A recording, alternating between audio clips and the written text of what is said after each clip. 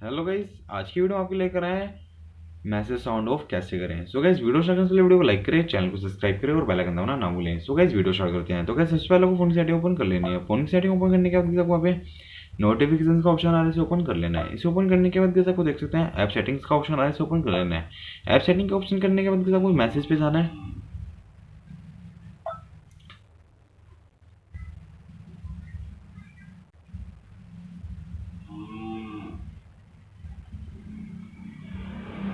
तो guys, message देख सकते हैं, मैसेज पे क्लिक करें। मैसेज पे क्लिक करने के बाद आप देखते हैं यहाँ पे इस पर क्लिक करें। इस पर क्लिक करने के बाद आप देखते हैं यहाँ पे साउंड का ऑप्शन है, साउंड पे क्लिक करें। साउंड पे क्लिक करने के बाद आप नॉन कर दीजिए, तो ऐसे हमारा साउंड ऑफ हो जाएगा।